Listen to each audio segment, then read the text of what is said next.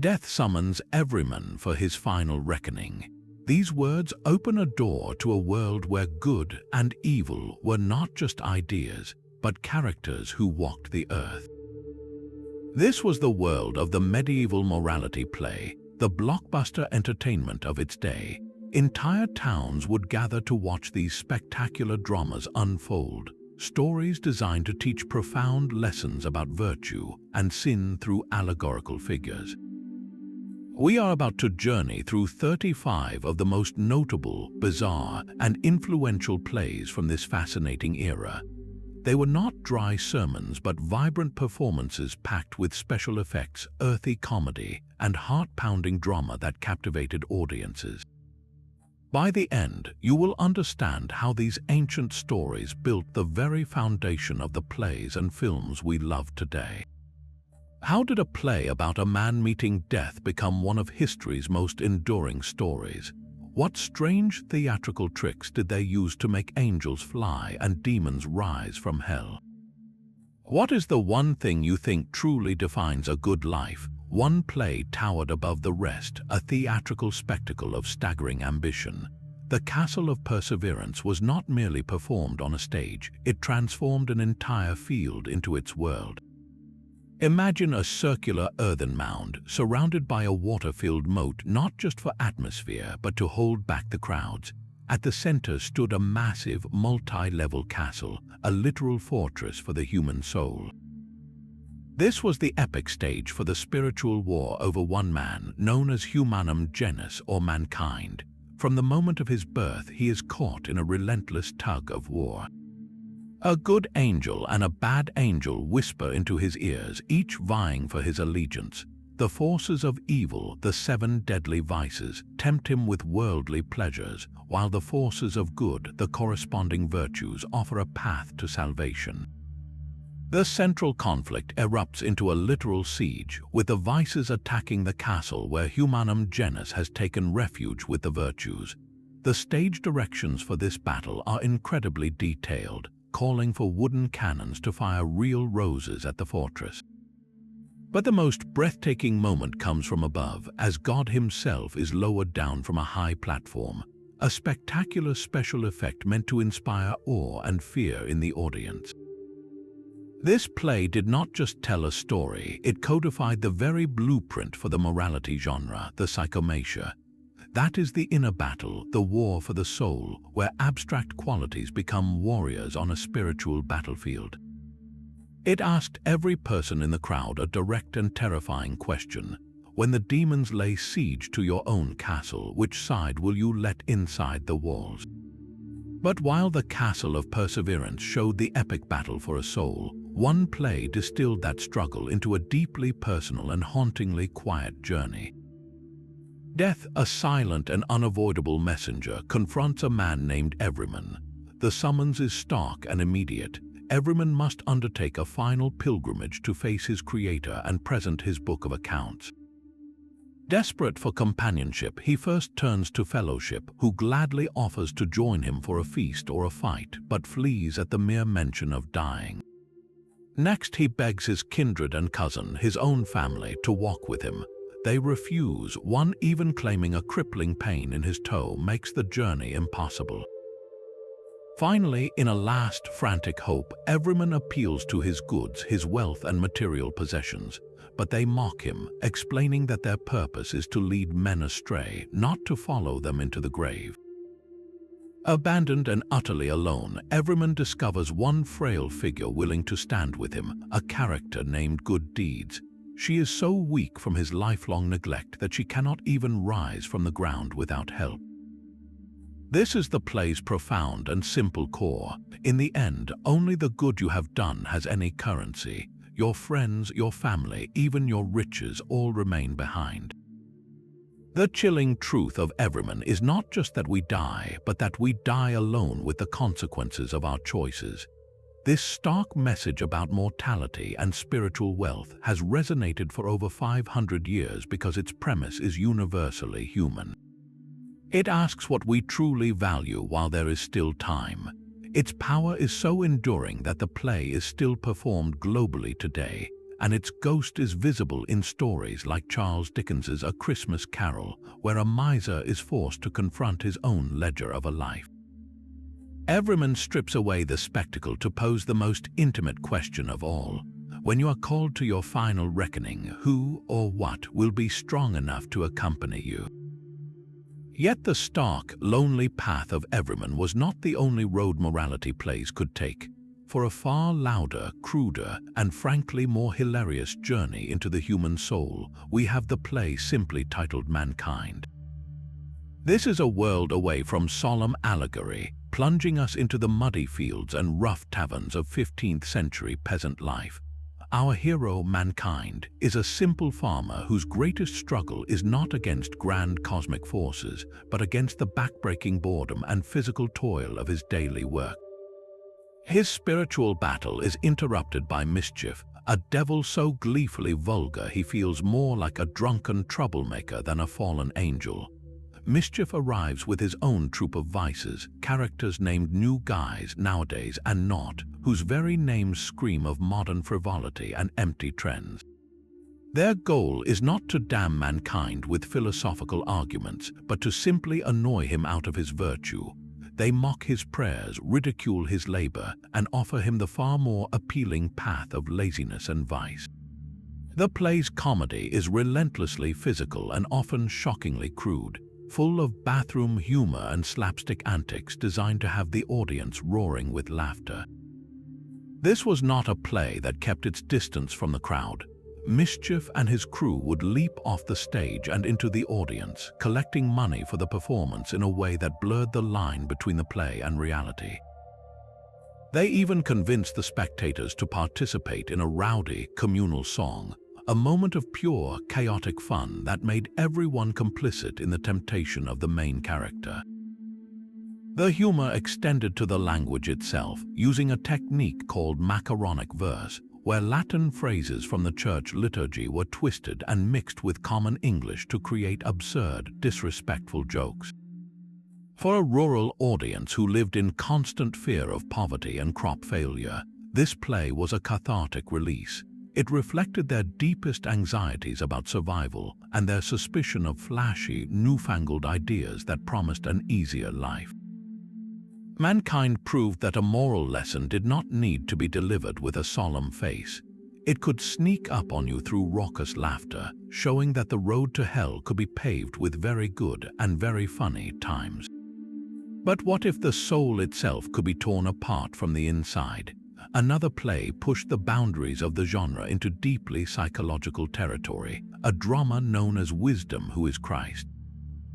Here, the central character is not a man, but the human soul herself, a beautiful figure named Anima.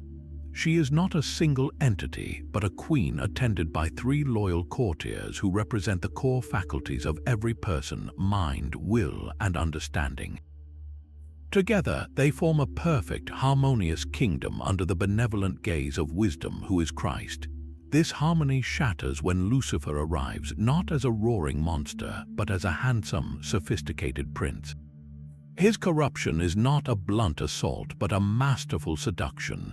He does not attack Anima directly. Instead, he whispers to her 3 companions, turning them against her one by one. He convinces mind to dwell on worldly ambition, persuades will to indulge in physical pleasure, and twists understanding into justifying it all. The play's most powerful moment is not a battle, but a costume change. Anima first appears in a radiant white robe, a symbol of her purity. As her faculties are corrupted and abandon her, she returns to the stage in a hideous, tattered costume, blackened and soiled, visually representing a soul stained by sin. This was a theatrical spectacle of profound inner devastation. The focus shifts entirely to the internal civil war within a single consciousness, making it a startlingly complex and introspective piece for its time. It asked the audience to consider a more subtle danger than a demonic siege. What happens when your own thoughts, your own desires, and your own logic are the very things that betray you? A king stands upon his throne, boasting that neither death nor the devil will ever dare touch him. This is the opening scene of The Pride of Life, a play so ancient that time has devoured most of its script. We possess only a tattered prologue and a few scattered pages, yet these fragments reveal a story foundational to everything that followed. The king, a figure of immense worldly power, is the very embodiment of pride. He places his faith entirely in his own strength and his two mighty knights, Health and Strength, who swear to protect him from any foe. His queen, a voice of reason, pleads with him to remember his soul and fear God, but the king dismisses her warnings as foolishness. He is a man who believes his earthly kingdom makes him invincible, a claim that echoes the chilling vanity of every ruler who ever thought their power was eternal. This arrogant defiance summons a messenger from death herself, who delivers an ultimatum the king cannot ignore. The surviving text breaks off before the final confrontation, but the prologue leaves no doubt about the outcome. The king, for all his boasts, will fall. His knights' health and strength are powerless against this final enemy.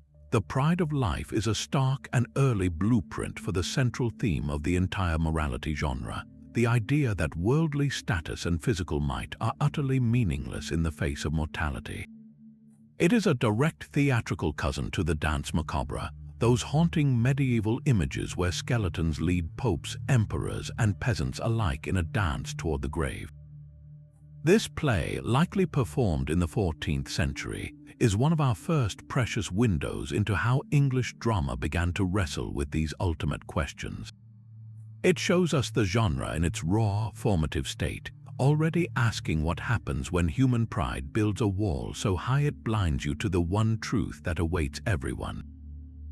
A king's pride and a farmer's toil were not the only stages for this moral drama. Within the great halls of wealthy nobles, a quieter revolution was taking place. Henry Medwall's Nature, written around the end of the 15th century, holds a double crown.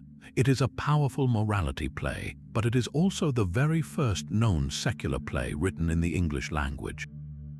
This was not a spectacle for a whole town, but an intimate performance for a sophisticated, private audience.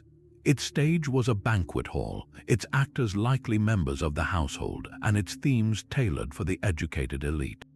The play begins with a grand act of creation. Nature, a personification of the natural world and God's agent, presents a new character simply named man. She endows him with two guides who will shape his life, the dignified reason and the alluring sensuality. Their mission is clear: reason must lead man toward virtue, while sensuality will tempt him toward worldly pleasure. This sets the stage for a profound and structured debate, a battle of wits over the soul of humanity. The entire play unfolds as a sophisticated argument, a precursor to the intellectual dramas of the Renaissance that would follow. Man is not a passive pawn in this struggle. He is an active participant, repeatedly exercising his gift of free will to choose his path. He falls into sin, led astray by sensuality and a host of vices with names like pride and covetousness, only to be rescued and reclaimed by reason and shame. This cyclical journey was a powerful commentary on human nature itself, suggesting that our lives are a constant series of choices between our higher intellect and our base desires. By moving the morality play indoors, Medwall transformed its scale and its purpose. The epic battle for the soul was no longer fought on a field with wooden castles, but within the refined confines of a lord's home, reflecting a shift in how these stories were told and who they were for. It proved that the question of how to live a good life was just as urgent for the noble at his feast as it was for the peasant in the field. A newborn enters the world, and the world itself is there to name him. This is the powerful opening of Mundus et Infans, a play that charts the entire human lifespan as a single, tumultuous journey. The central figure begins as a crying infant named Infans, devoid of reason, and the world immediately claims him as its own, giving him the name Lust and Liking. This is the first of 7 distinct stages, each marked by a new name that defines his identity and his spiritual state. As a young boy, he becomes wanton, full of restless energy. In his prime, he is known as love, lust, liking, then manhood, a soldier boasting of his strength. He ages into shame, and finally, as an old man, he is called age. At every turn, the world, the flesh, and the devil are his constant companions, shaping his path toward sin. The play is a relentless map of temptation, showing how vice adapts its appeal to suit our every age, from childish greed to youthful pride and the stubbornness of old age. Yet this journey is not one way. After a life of missteps, the character of conscience intervenes, guiding manhood toward the path of repentance. The true drama lies not in a single fall, but in the difficult, ongoing process of turning back. By using the entire human lifespan as its canvas, the play makes a profound point. The struggle between virtue and vice is not a single battle fought in youth, but a war that lasts a lifetime, where every age presents its own unique challenges and chances for redemption.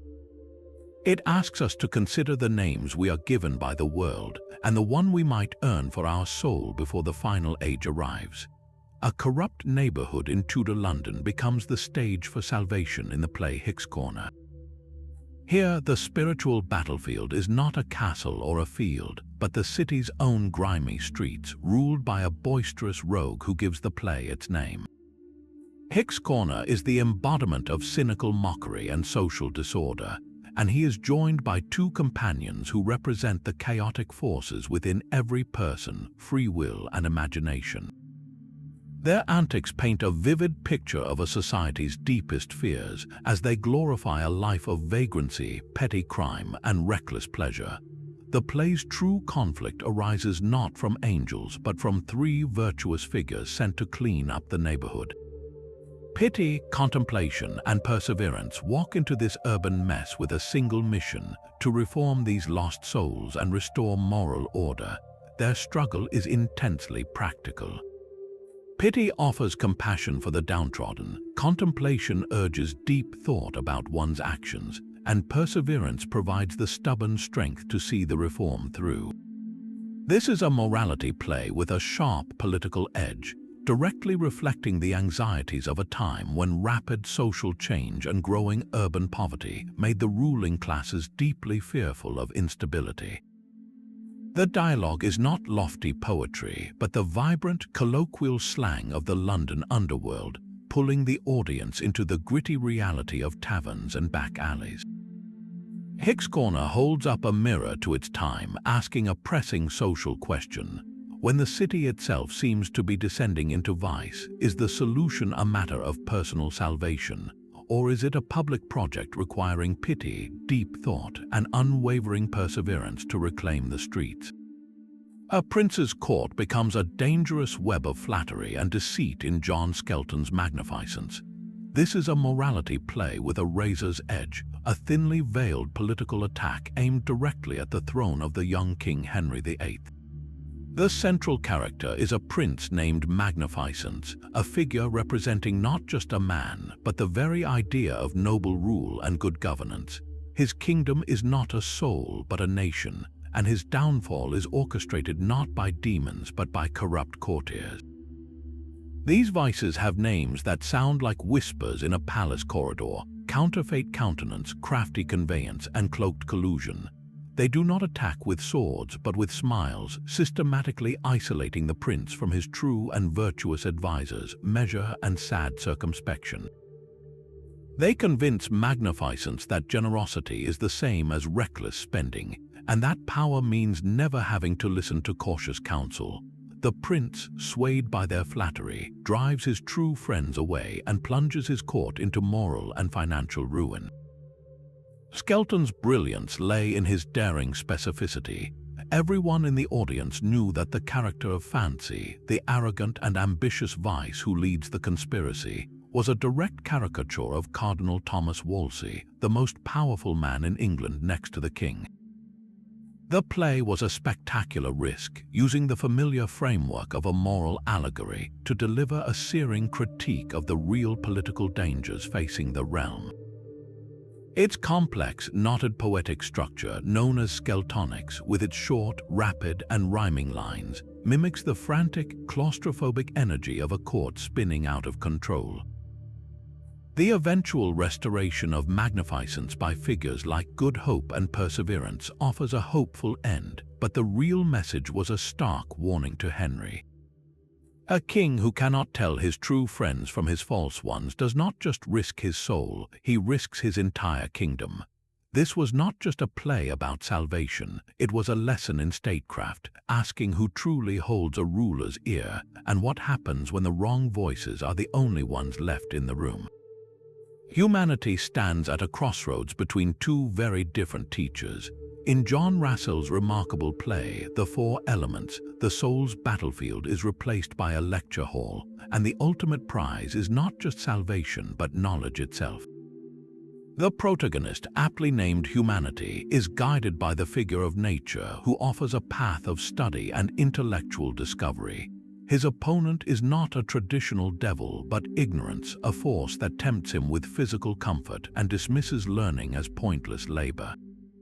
This was a radical shift in purpose. The play bursts with long, enthusiastic speeches explaining the latest scientific theories, from the composition of the physical world to the revolutionary idea that the Earth is a sphere. It eagerly recounts the recent voyages to the New World, describing strange new lands and peoples to an audience for whom such news was as thrilling as science fiction. Here, the morality play format is harnessed not merely to save souls from hell, but to open minds to the cosmos. Virtue is redefined as a thirst for understanding, and the greatest sin is choosing to remain in the dark. The Four Elements is a powerful snapshot of a changing world, where Renaissance humanism was beginning to bloom. It argues that to study the world is to honor its creator, and that knowledge for its own sake is a form of moral good. This play dared to ask its audience a new kind of question, one that looked forward to the age of reason. In the grand debate of your own life, will you listen to the voice of studious nature, or will you choose the easier path of ignorance? A new kind of sin stalked the stage during the English Reformation, one dressed in the robes of the old faith. Richard Weber's lusty Juventus captures the fiery spirit of this era, transforming the traditional morality play into a weapon of Protestant propaganda. Our hero is no longer Everyman or mankind, but Juventus, whose very name means youth, representing a new generation at a spiritual crossroads. His journey begins with innocence, singing devout hymns and embracing a personal relationship with God. But his faith is soon tested by a figure named Hypocrisy, a vice who explicitly represents the perceived deceit and empty ritual of Catholicism. Hypocrisy does not arrive with horns and a tail, but with clever arguments and false piety, slowly poisoning Juventus' mind against the simple purity of Protestant belief. He is aided by other vices like abominable living who tempt the youth toward a life of outright sin. The battle for Juventus' soul feels intensely modern and politically charged. He is not rescued by angelic warriors, but by two figures central to Protestant theology, good counsel and God's promises. Their salvation comes not through church ceremony, but through scripture and direct divine grace. The play's polemical heart beats strongest in its music, as Weber wove popular Protestant hymns directly into the script. The audience would have recognized these songs, singing along in their hearts, transforming the theatrical experience into a collective act of worship and ideological reinforcement. This was more than entertainment. It was a sermon set to stage, designed to wean the public from Catholic traditions and solidify the new state religion. Lusty Juventus demonstrates with startling clarity how the old allegorical framework could be repurposed. The eternal war for the soul now had a new battlefield, and the demons had a very specific face. It forces us to wonder, when the soul of a nation is at stake, does art become instruction, and does a play become a prayer for a very particular kind of victory? A king's throne rests upon a fragile foundation of whispered lies. King Darius presents a fascinating hybrid, a morality play built upon the bones of a biblical story from the book of Daniel. Here, the abstract vices and virtues do not battle over a generic soul, but over the very conscience of a historical monarch. The familiar allegorical figures, characters like charity, constancy, and equity, walk directly into the Persian court, advising the king on how to rule with righteousness. They are countered by their sinister opposites, with flattery posing the most immediate and dangerous threat. The biblical narrative provides the framework, the story of how Darius is tricked by his own officials into passing a law that condemns the prophet Daniel to the lion's den. The play uses this well-known crisis to explore its core themes, defining a just king as one who listens to charity, upholds equity, and remains constant in his devotion to divine law, even when his own pride is wounded. The danger of flattery is not just a personal sin, but a political poison that can corrupt an entire kingdom's system of justice. This blending of forms was a crucial step in the evolution of drama. The morality play was no longer content with pure allegory. It began reaching for the power of historical narrative and the complexity of real human characters. King Darius stands at a crossroads, its feet planted in two different worlds. It uses the old tools of personified abstractions to dissect a story from scripture, creating a bridge that would eventually lead to the history plays of Shakespeare. The stage was being set for a new kind of story, one where the war for the soul would be fought not just by angels and demons, but by kings and queens, their flawed humanity making the moral stakes feel more real and far more terrifying than ever before. A fool named Moros takes the stage, and his very name means doom in Greek. William Wager's play, The Longer Thou Livest, The More Fool Thou Art, announces its verdict right in the title, a stark warning against a life squandered. Moros is not an innocent like Everyman, nor a tempted soul like mankind. He is the embodiment of willful ignorance, a character so stubborn in his folly that he actively resists any attempt at improvement. From his first moments, he scorns the very figures who try to save him. Discipline, representing structured learning and moral training, and exercitation, the practice that turns lessons into habit, offer him a clear path to knowledge and godliness. Moros responds with childish tantrums and rude songs, preferring the company of idle vices like idleness and ignorance. The comedy here is sharp and unforgiving. We laugh at his ridiculous antics, but the laughter quickly turns uneasy as we realize his stupidity is a choice, an active rejection of grace. This was a distinctly Protestant vision of salvation, one that emphasized personal responsibility and the idea that a pious life was built through diligent education and constant self-improvement. To remain ignorant was not just a failure, it was a sin. The play's harsh tone reflects the growing Puritan influence creeping into the playhouses, a moral seriousness that viewed theater not just as entertainment, but as a tool for rigorous social and religious correction. You can almost feel the ground shifting under the stage. The same dramatic form that once featured flying devils and slapstick routines was now being used to deliver a stern, almost grim, lecture on the perils of an unexamined life. It forces a difficult question, one that would soon echo through the empty, shuttered theaters of England. What happens when a society decides that folly is not just a joke, but a one-way road to damnation? Worldly man already possesses everything a person could desire, yet he gazes upon his overflowing coffers with a profound sense of emptiness. William Wager's second great moral assault, Enough is as Good as a Feast, targets a sin that was rapidly taking root in the Tudor soul, covetousness. Our protagonist is not a fool like Moros, but something far more dangerous, a successful and respected member of his community who is being consumed from within by a bottomless hunger for more. He is counseled by the prophet Contentation, a figure who embodies the play's simple, profound title. Contentation pleads with him to recognize the peace that comes with sufficiency, to understand that relentless acquisition is a prison of its own making. But worldly man cannot hear this wisdom over the seductive whisper of a different advisor, a demon named insatiability. This is not a monster of fire and brimstone, but a sleek, logical tempter who validates his greed, convincing him that enough is never truly enough.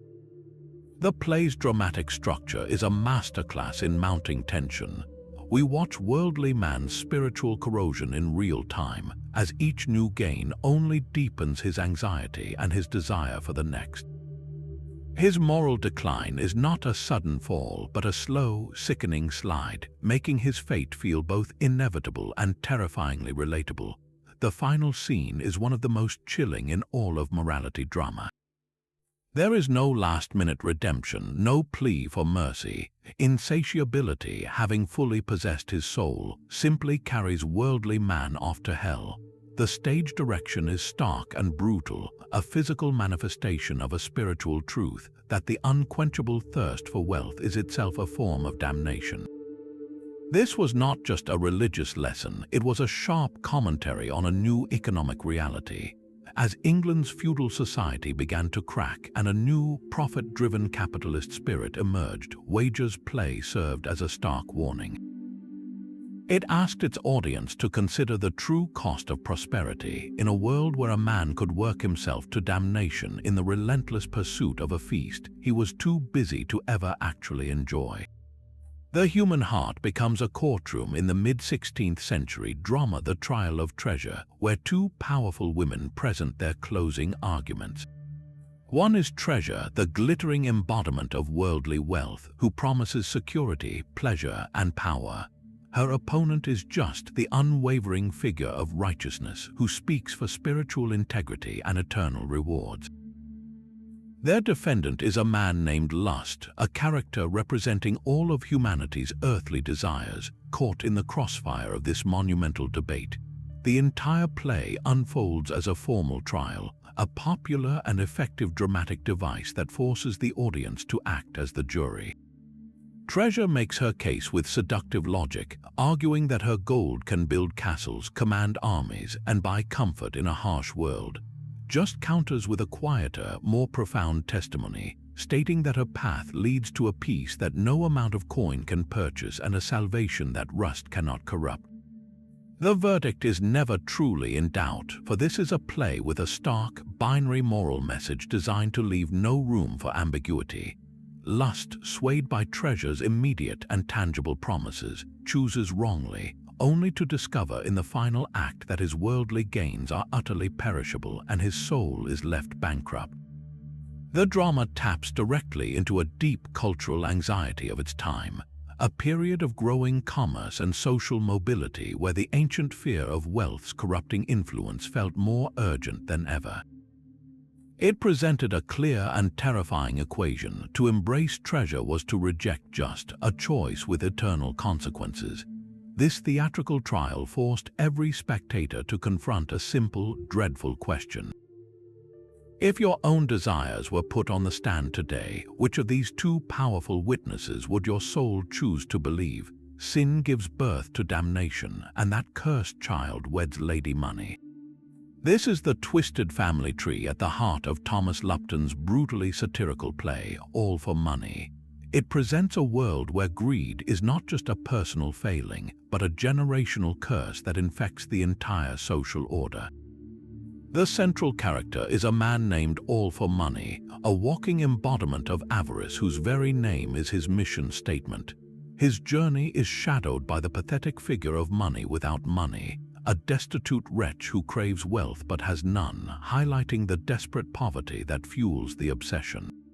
The play's structure is as sprawling and chaotic as the society it critiques, unfolding in a series of sharp, episodic scenes. We watch as All for Money corrupts a parade of characters from every walk of life, from a corrupt lawyer who sells false justice to a doctor who prescribes poison for a price. Each profession is laid bare, its ideals sacrificed on the altar of profit. This is not a subtle allegory about the 7 deadly sins. It is a direct, furious indictment of a world learning to measure everything in coin. The most damning moment comes when we meet Pleasure, the spoiled and empty grandchild of this unholy union between sin and money. He represents the hollow reward at the end of this pursuit, a life of fleeting sensation utterly divorced from true happiness or meaning. Lupton's play is a landmark for its sheer audacity, turning the morality play into a weapon of social protest. It forces a question that echoes in our own time. When every profession, every relationship, and every virtue has a price tag, what kind of world are we building for the children of this damned inheritance? Philologus knows the price of his own soul. In Nathaniel Woods's The Conflict of Conscience, the stakes of the morality play are no longer allegorical, they are terrifyingly real. Based on the true story of an Italian Protestant who recanted his faith to avoid execution, this late 16th century drama plunges us into a spiritual crisis with no easy escape. The protagonist is a scholar, a man of faith and learning, whose very name means lover of the word. Yet when the authorities arrest him for his Protestant beliefs, that love is tested by the primal fear of a painful public death. This is not a battle between generic vices and virtues, but a brutal internal war fought with the weapons of theology and raw human terror. The stage becomes a courtroom of the soul, filled with long, intricate debates between characters like Conscience, who urges steadfastness, and Hypocrisy and Tyranny, who offer the tempting path of outward conformity. The drama unfolds almost entirely through these intense intellectual arguments, forcing the audience to confront the complex logic of faith and fear. Unlike nearly every morality play that came before it, The Conflict of Conscience offers no last-minute salvation. Philologus, broken by the threat of the stake, renounces his beliefs. His reward for this cowardice is not a second chance but damnation.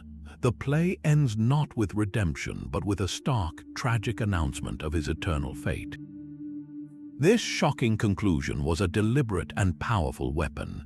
For English Protestants living under the constant threat of a Catholic resurgence, Philologus was not just a character, he was a dire warning. His story screamed that recantation was a spiritual suicide, that a moment of weakness could erase a lifetime of faith. It asked every person in the audience a harrowing question they might one day face themselves. When the flames are lit, will your conscience be a fortress, or will it be the door through which your soul is lost forever? A prince sleeps soundly in a gilded cradle, rocked gently by beautiful women singing soft lullabies. This was the haunting opening scene of The Cradle of Security, a play whose entire script has vanished from history. We know of its existence only through the detailed notes of a single Elizabethan man who saw it performed as a child and never forgot its terrifying power. On stage, the women tending the prince were not nurturing figures, but personifications of worldly vices like pleasure and vanity. Their lullabies were whispers of false comfort, lulling him into a deep spiritual slumber while he believed himself to be safe and secure. The audience watched this serene scene build with a dreadful anticipation, knowing the piece was a lie. Then, from the darkness, demons erupted onto the stage. They did not attack a fortress or wage a battle. They simply snatched the sleeping prince from his cradle and dragged him directly to hell. The entire allegory was delivered in one devastating visual, a metaphor for a soul damned not by dramatic evil, but by its own quiet, willing complacency. The message was chillingly clear. The most dangerous spiritual state is not active rebellion, but passive negligence. You can be rocked to damnation in the cradle of your own comfort. This lost masterpiece forces us to confront a sobering reality about the genre itself.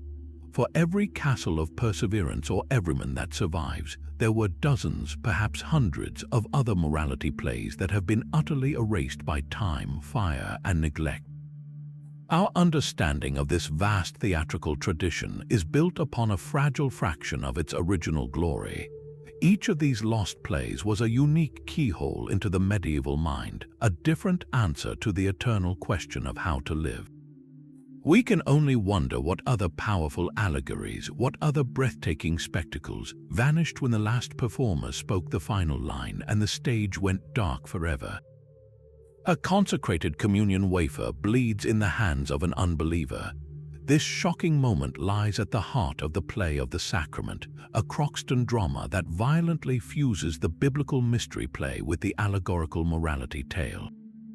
Its story begins with a transaction as a wealthy merchant named Aristorius sells a stolen Eucharistic host to a group of Jewish characters led by Jonathas. Their goal is not worship but a blasphemous experiment. They wish to test the Christian claim of transubstantiation, the doctrine that the bread and wine literally become the body and blood of Christ. What follows is a cascade of miraculous horror designed to prove that very point. When they stab the host with a dagger, it does not crumble. Instead, it bleeds profusely. When they try to boil it in a cauldron, the cauldron bursts apart. In the play's most grotesque and theatrical scene, they attempt to nail the host to a table, and the hand of one of the Jews, named Malchus, becomes permanently fused to the wood. An angel appears, commanding him to tear himself free, and his arm is ripped from his body, leaving a bloody stump. Only when a Christian priest arrives to rescue the host and baptize the terrified Jews is the chaos resolved, their conversion serving as the final, triumphant proof of the Catholic faith. This was not subtle theology.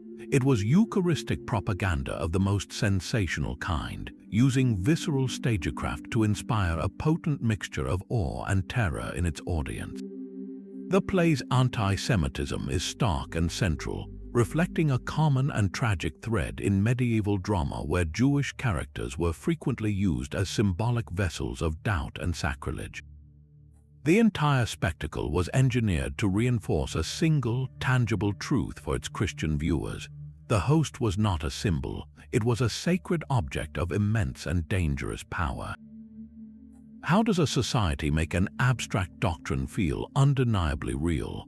It stages a play where the bread bleeds and the faithless are physically broken by its divine force. A ship sails toward the shores of Marseille, carrying a princess and a message from God. This is the world of the Digby Mary Magdalene, a play of staggering ambition that merges the biography of a saint with the spiritual map of a morality play. Forget the solitary pilgrimages of Everyman or the internal wars of a single soul. Here we follow the full, tumultuous life of a historical woman, from her notorious life of sin as a companion to the 7 deadly vices, through her dramatic redemption at the feet of Jesus, and onward to a career of miracles and missionary work. Her path is not walked alone. Allegorical figures from the morality tradition walk directly into her biblical story. Curiosity and the bad angel whisper temptations in her ear, while figures like repentance and the good angel guide her toward grace. This hybrid structure allowed the playwright to do something remarkable. It externalized the internal transformation of a saint, showing us the spiritual forces battling for her soul as if they were characters in her court. The play's scale is breathtaking. It moves from intimate domestic scenes to the shores of the Holy Land, and then across the sea to Marseille, where Mary performs miracles, converts a king and queen, and confronts pagan priests. The stage directions call for spectacular effects, including a floating ship that carries her on her divine mission. This grand theatricality served a profound purpose. It presented a female protagonist not as a passive vessel of virtue, but as an active, powerful agent of God's will. Her complexity was revolutionary. She was a sinner, a penitent, a preacher, and a miracle worker all in one. The morality play framework allowed the audience to understand her journey not as a simple flip from bad to good, but as a continuous, hard-won struggle. It explored female sanctity as a dynamic process, a battle fought against both external temptations and internal doubts.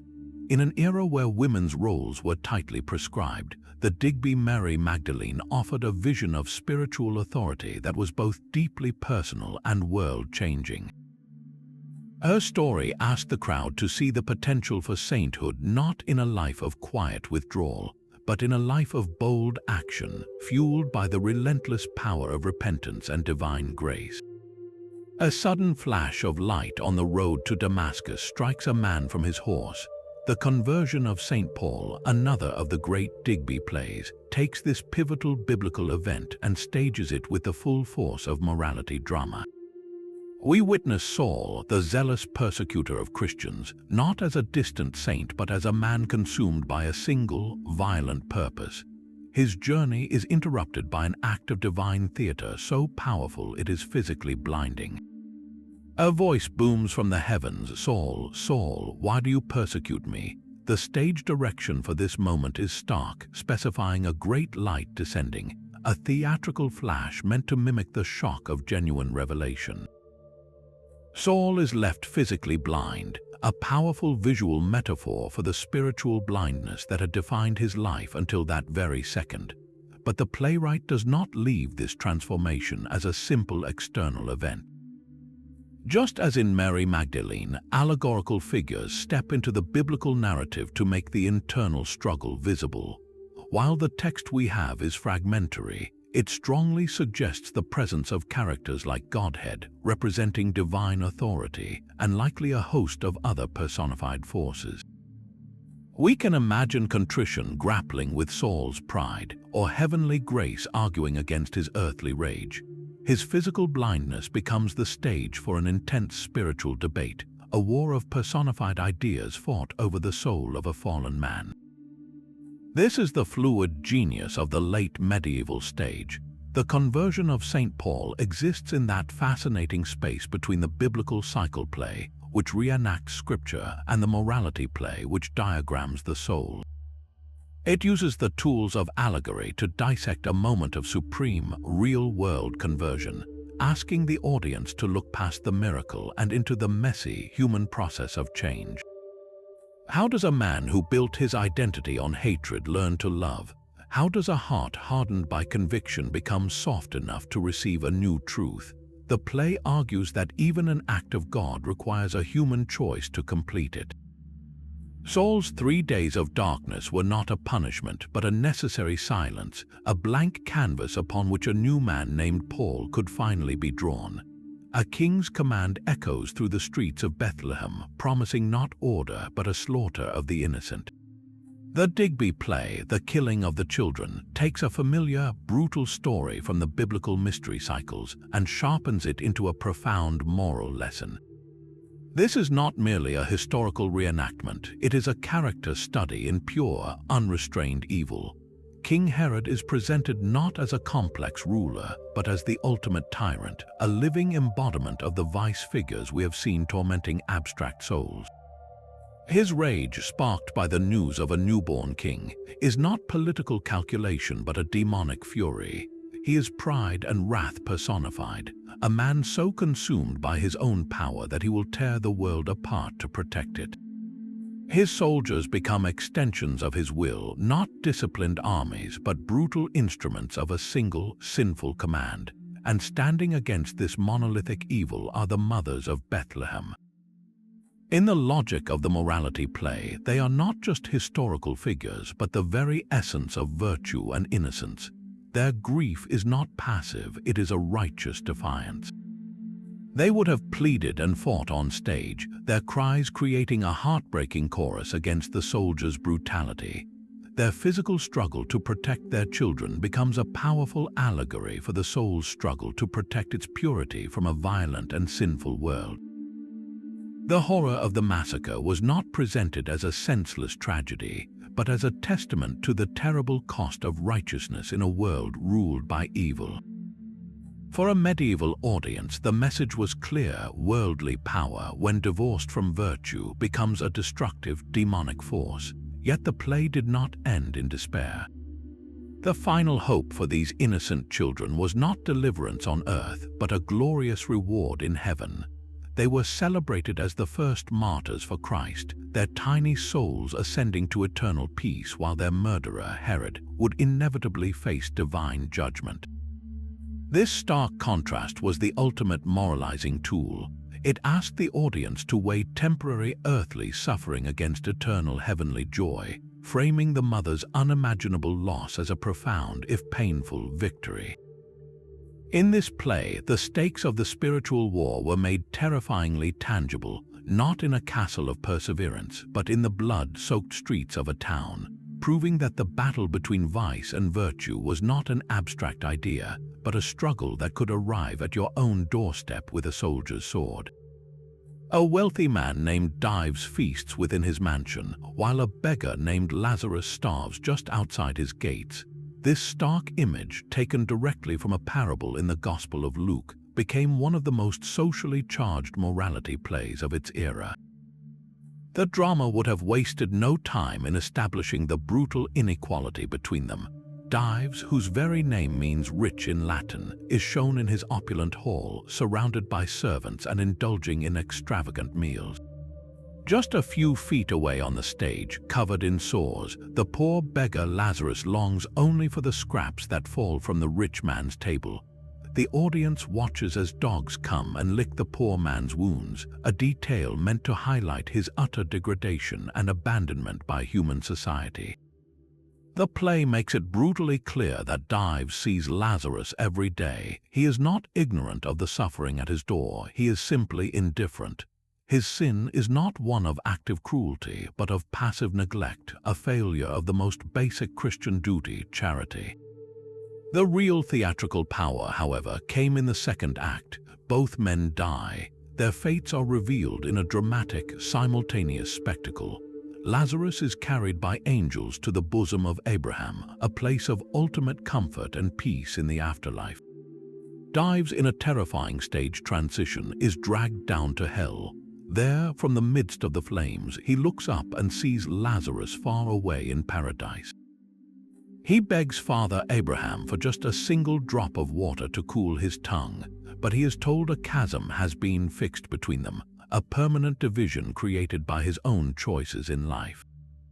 The play was a direct, unflinching assault on the conscience of the wealthy merchants and landowners in the crowd. It presented a terrifyingly simple spiritual economy. Your treatment of the poor here on earth directly determines your comfort in the afterlife. There was no complex theology, no debate over free will, just a clear and chilling equation. To ignore a beggar at your gate was to choose eternal thirst. This was not a gentle suggestion to be charitable. It was a stark warning framed in the most visceral terms possible. The story forced every person of means to look at their own gates and their own tables, and to ask themselves one dreadful question before it was too late.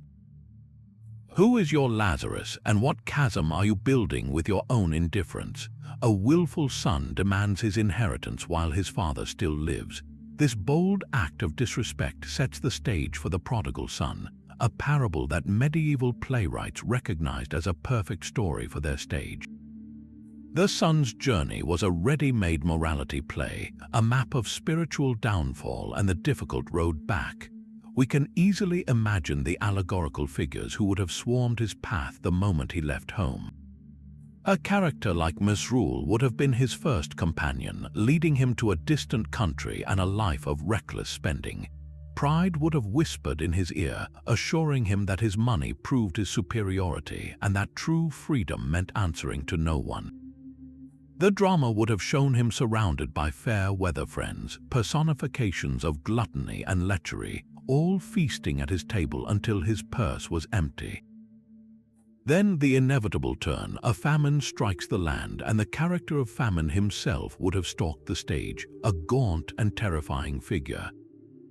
The prodigal son, destitute and alone, is reduced to the most humiliating work, feeding pigs and longing for their food.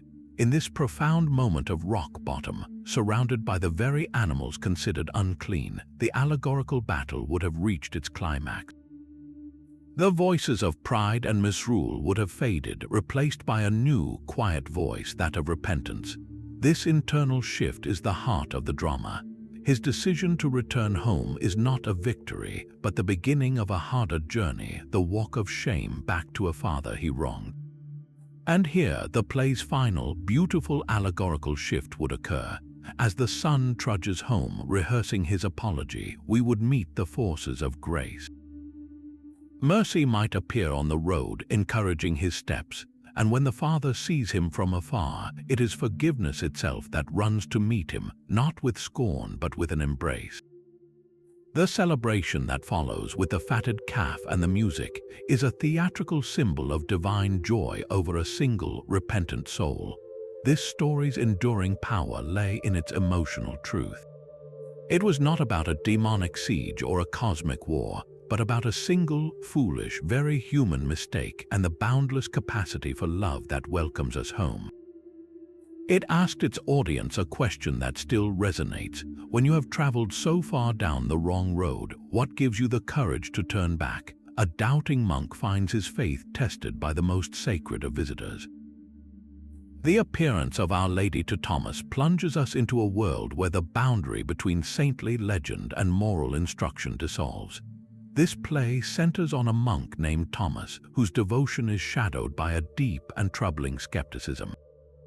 He struggles to believe in the assumption of the Virgin Mary, the doctrine that she was taken bodily into heaven. His doubt is not a minor flaw, it is personified as a powerful force, a spiritual vice that isolates him from the community of the faithful. The drama builds to its breathtaking climax when the Virgin Mary herself appears to him on stage. We can only imagine the theatrical spectacle, the hushed silence of the crowd as a radiant actress, likely lowered from a high platform with shimmering cloth and ethereal light, materializes before the doubter. This was not just a special effect, it was a physical manifestation of divine grace. In this moment, the play makes its moral dimension painfully clear. Faith is not a passive state but an active choice, and doubt is its greatest enemy. Mary does not punish Thomas for his lack of belief. Instead, she offers him proof, granting him a vision of her glorious ascent to heaven. His transformation is immediate and total, his doubt shattered by an experience of pure, undeniable divinity. This narrative serves a dual purpose. It is both a devotional tribute to the Virgin and a powerful lesson on the necessity of unwavering faith. The power of intercession is the play's other great theme. Thomas is saved not through his own merit but through Mary's compassionate plea on his behalf. She acts as a bridge between a flawed human and a perfect God, embodying the medieval belief that saints could intervene in the spiritual lives of ordinary people. The play masterfully blends the thrilling narrative of a saint's miracle with the ethical framework of a morality tale.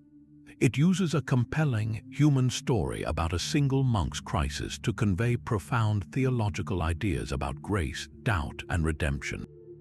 By making Thomas's internal struggle the center of the drama, it asks every member of the audience to look into their own heart.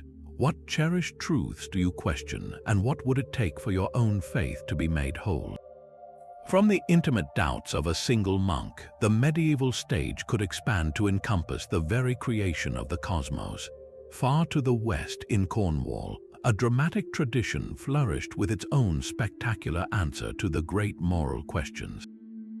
The Cornish Ordinalia is a massive cycle of 3 plays that begins not with a human soul, but with the origin of everything.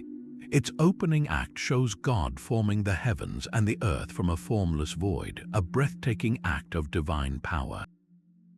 But order is immediately challenged by chaos, as the play depicts the prideful fall of Lucifer, who dares to compare himself to his creator and is cast from heaven for his ambition. This cosmic rebellion sets the stage for the central human drama, the creation and fall of Adam and Eve. In this earthly paradise, the serpent who slithers into their lives is far more than a simple animal. It is a classic vice figure, a tempter who uses the same tools of deception and twisted logic that mischief or hypocrisy employed in other plays. The serpent's persuasion of Eve and her subsequent persuasion of Adam is a masterclass in moral corruption, making the abstract concept of disobedience terrifyingly tangible. This was not just a Bible story, it was an allegory for every human soul's first encounter with sin, a foundational moment of choice with consequences that would echo for all of time. These monumental events were not confined to a single stage. Cornish drama was performed in rounds, vast circular outdoor theatres with multiple small stages or plateaus arranged in a circle. The audience stood or sat in the center, and the action moved around them from one staging point to the next. As the story shifted from heaven to the Garden of Eden, the players would process to a new plateau, physically pulling the spectators through the narrative. This created an immersive, communal experience on a scale that dwarfed even the grandest English pageant wagons. The entire community was not just watching a play, they were pilgrims walking through their own sacred history, surrounded by the drama of creation, fall, and the promise of redemption that the later plays would explore. The Ordinalia, though linguistically and culturally distinct, served the exact same purpose as the English morality plays. It used the full toolbox of theatre to make the invisible war for the soul visible, teaching profound lessons through a shared, spectacular experience. It proves that the same urgent questions were being asked from one end of Britain to the other, with each community building its own unique stage to seek the answers. A saint fleeing royal favor takes refuge in a simple Cornish well. The Life of Saint Miriasek is a sprawling epic from the Cornish tradition, a play so vast it would have taken 2 full days to perform. Its hero is a historical figure, a Breton prince who renounces his wealth to become a humble healer and bishop.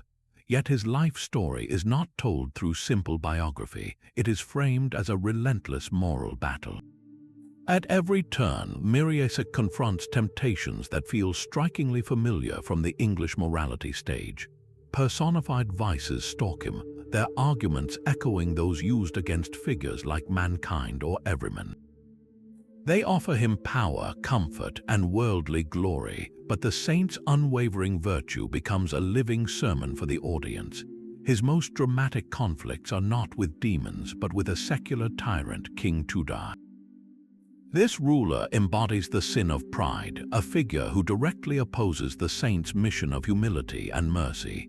Their clashes transform the play into a powerful commentary on the eternal friction between spiritual authority and earthly power, a theme that would have resonated deeply in a region fiercely protective of its independence.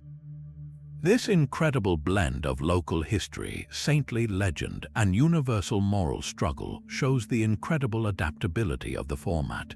The same dramatic structure used to map the soul's internal war could be wrapped around the life of a specific patron saint, making his local cult a gateway to timeless truths.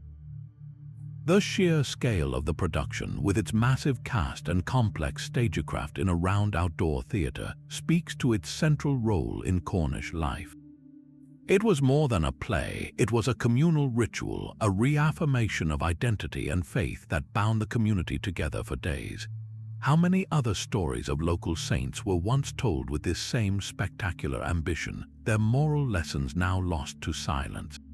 The quiet terror of Everyman summons echoes across centuries, yet the play's own origins are shrouded in mystery.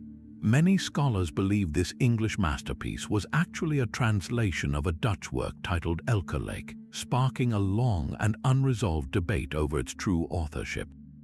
Was it an anonymous English genius or a Dutch predecessor who first penned this stark encounter with mortality? This question of origin only deepens the play's universal resonance, as if the story itself was too powerful to be confined to one nation or language. Placing Everyman beside its contemporary, the raucous mankind, reveals 2 radically different paths for the morality play. Mankind thrived on noise, slapstick, and direct engagement with a boisterous crowd, making it a hit in its own time but ultimately anchoring it to a specific historical moment. Everyman, by contrast, achieved immortality through its solemn, introspective silence. Its power lies in what is absent, the friends, family, and wealth that vanish when they are needed most, leaving only the fragile strength of a single good deed. This stripped-down, psychological focus allowed its central question to transcend its era. Modern adaptations continue to prove its timelessness. Directors have staged it in corporate boardrooms, with Everyman as a CEO called to account by a board of directors representing his life's work.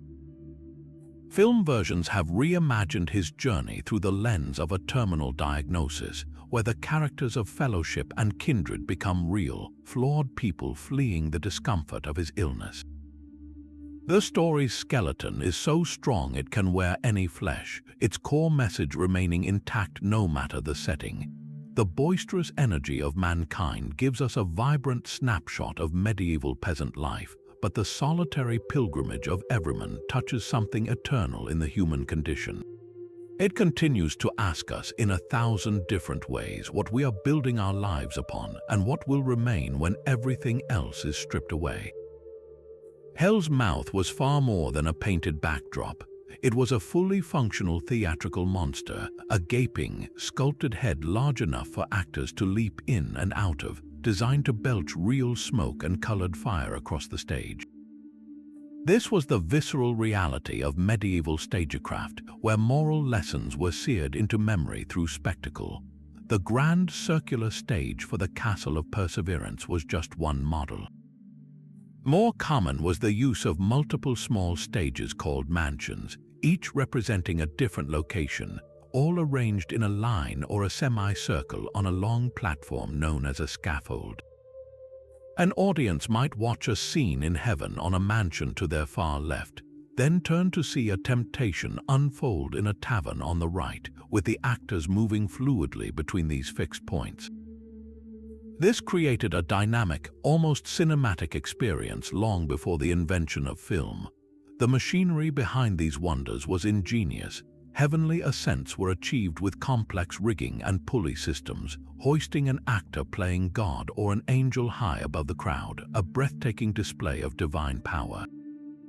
Trapdoors allowed demons to erupt from the stage floor as if from the underworld itself. The technical director's notes for the Castle of Perseverance explicitly call for the actor playing God to be lowered from a high place, a special effect calculated to inspire pure awe. Sound was another powerful tool. The serene melodies of a harp might accompany a virtuous character, while the jarring blast of a trumpet or the clatter of drums would announce the chaotic arrival of the vices. Music was not background filler, it was a character in the drama, guiding the audience's emotional response and signaling the invisible battle between harmony and discord. Costumes made the abstract tangible.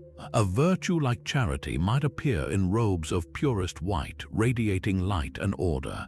A vice like Gluttony would be a grotesque caricature, his padded belly straining at his tunic, his face smeared with food, a walking, belching embodiment of excess. The devil himself was a star attraction, often clad in a shaggy, beast-like suit with grotesque masks and sometimes even fireworks attached to his costume to heighten the terror and the dark comedy of his appearances. But perhaps the most powerful effect was the simplest, the intimate, in-the-round style of performance.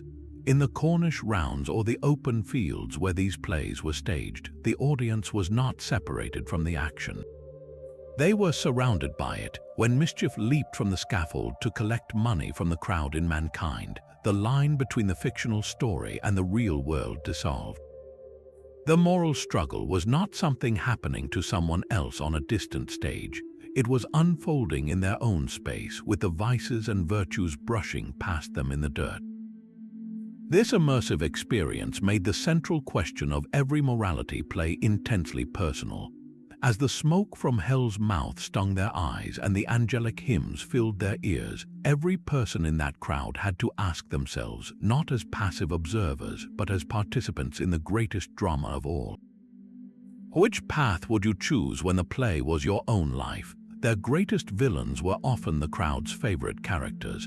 The vices with names like iniquity, mischief, and hypocrisy did not just represent sin, they performed it with a wink and a sly grin.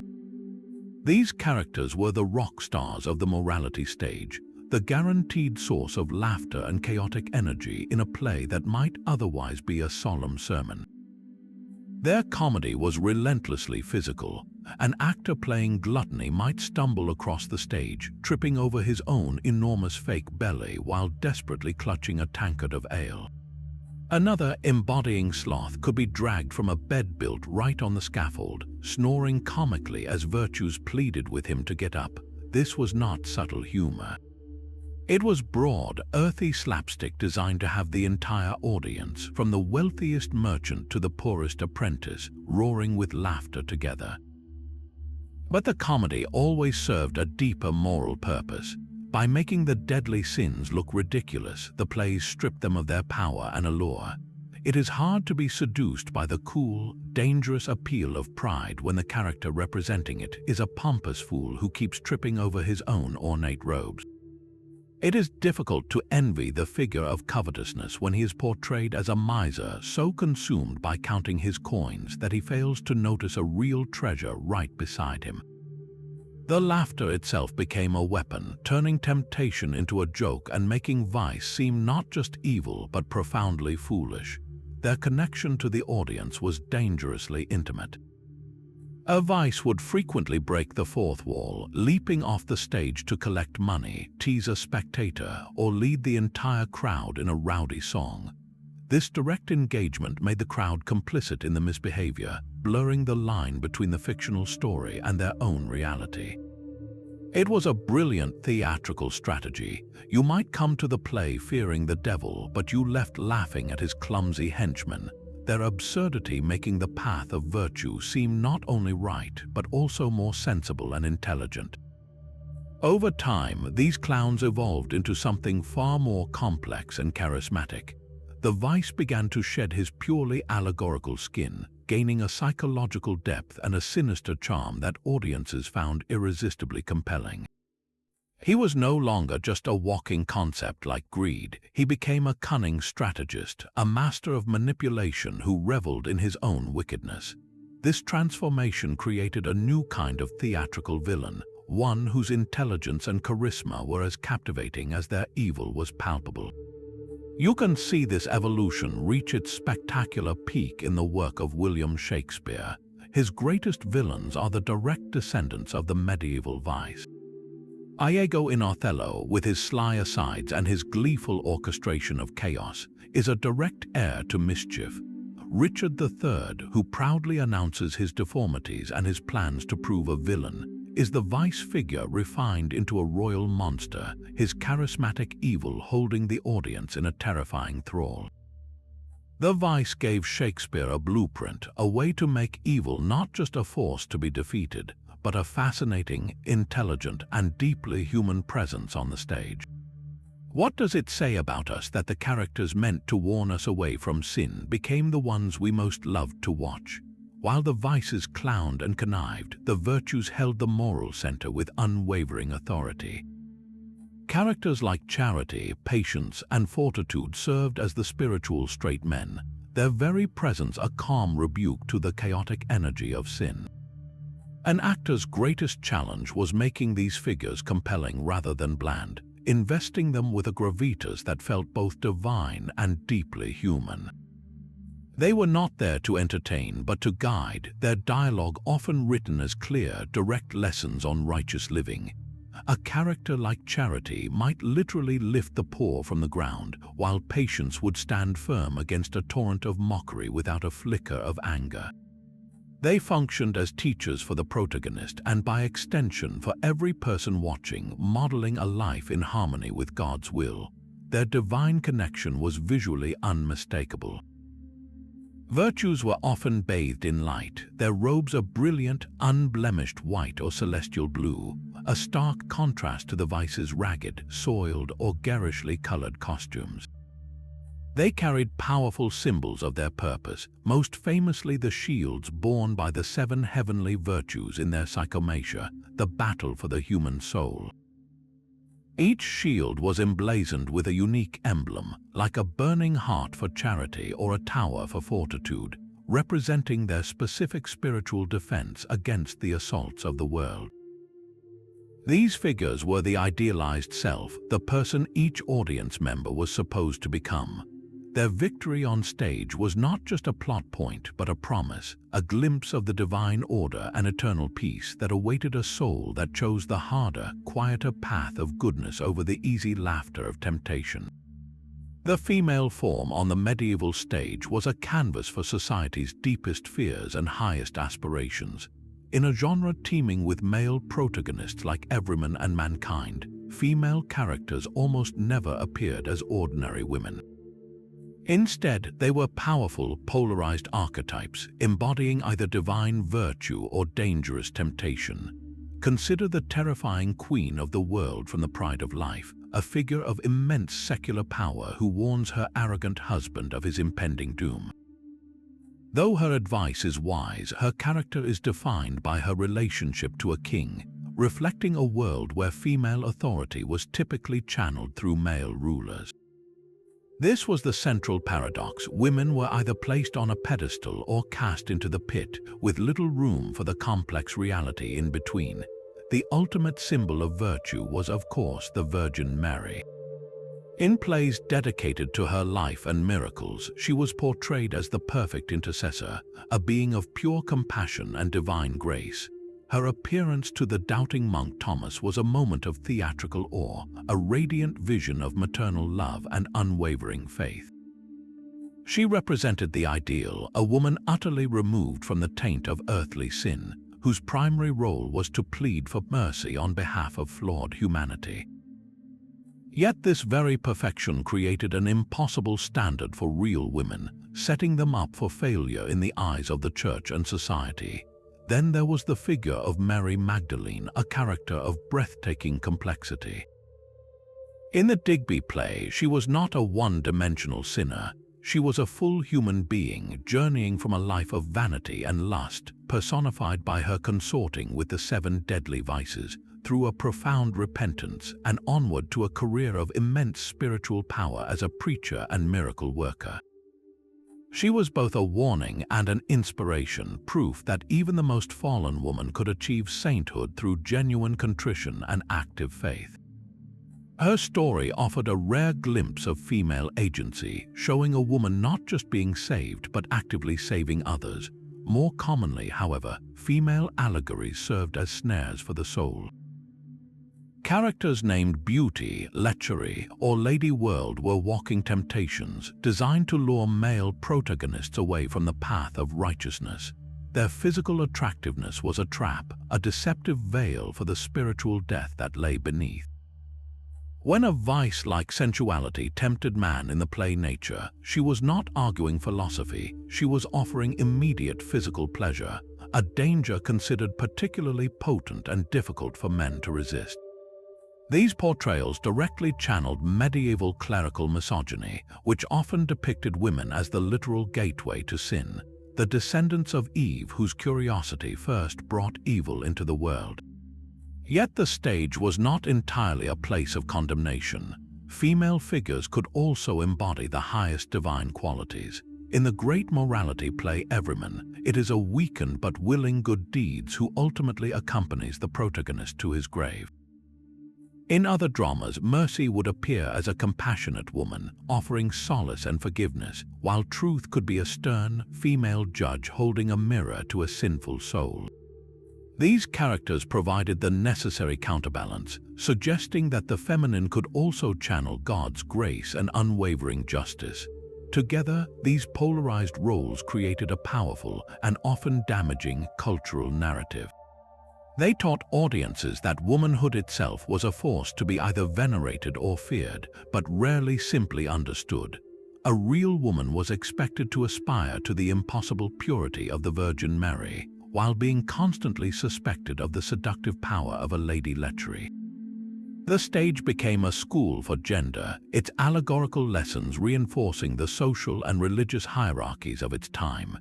It makes us wonder how these enduring stories, crafted centuries ago, still whisper their stark judgments into our own modern conversations about virtue, vice, and what it means to be a woman. The laughter of the vices was finally silenced by the clatter of royal decrees. The vibrant world of the morality play did not simply fade away, it was systematically dismantled by a perfect storm of political and religious change.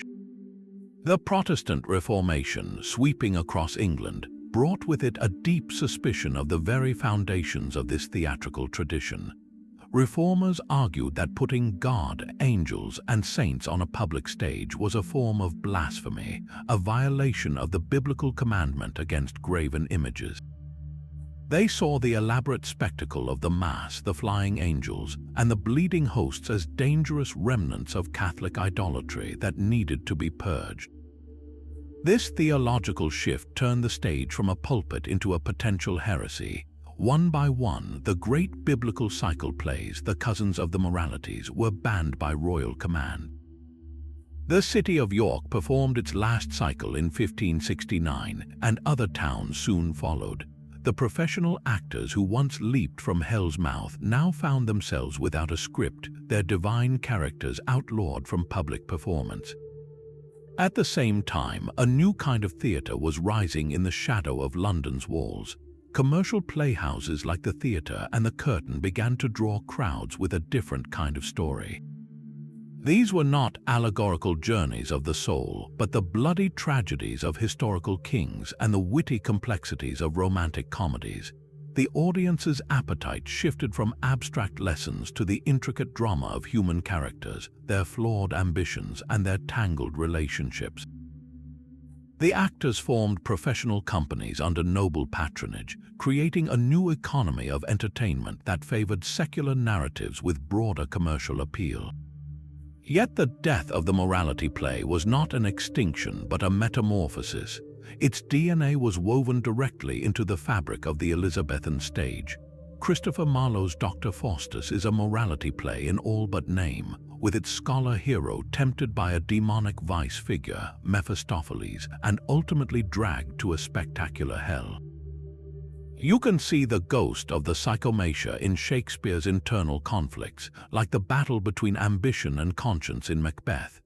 The cunning, charismatic villains who charm us even as they plot their evil, from Iago to Richard III, are the direct descendants of those gleeful, audience-winking vices. Ben Jonson's comedies of humors are morality plays about the consequences of letting a single personality trait, like greed or jealousy, dominate your entire being. The medieval stage did not vanish. It simply learned a new language, trading the castle of perseverance for the castles of Scotland and the fields of France, proving that the war for the human soul would always be the greatest drama of all. The ghost of Marley rattling his chains is a direct echo of death's silent summons to Everyman. Charles Dickens did not invent the story of a miser forced to confront his life. He simply translated the medieval morality play for a 19th century industrial age. Ebenezer Scrooge is our humanum genus, his soul besieged not by wooden cannons firing roses, but by three spectral guides who show him the consequences of his choices, the personified vices of greed and indifference made terrifyingly real. This same spiritual map guides George Bailey through his crisis in It's a Wonderful Life. His guardian angel, Clarence, is a celestial version of good counsel, showing him how one man's virtuous life has created a web of goodness that his despair had blinded him to. The entire town of Bedford Falls becomes a living testament to his unseen good deeds, proving the old play's core tenet that our actions have weight and meaning far beyond our own perception. And in Christopher Marlowe's Dr. Faustus, the connection is almost literal. Faustus is a scholar who makes a contract with a demonic vice figure, Mephistopheles, trading his soul for knowledge and power, only to be dragged to a hell that would be instantly familiar to the audiences of the Castle of Perseverance. The framework is identical, only the special effects have improved. This allegorical DNA did not vanish with the Elizabethan stage, it simply evolved, finding new homes in the stories we tell our children and the blockbusters that dominate our cinemas. In any animated film, the internal struggle is made external. A character's conscience becomes a tiny angel on one shoulder, arguing with a red devil of temptation on the other, a perfect, simplified psychomatia for a young audience.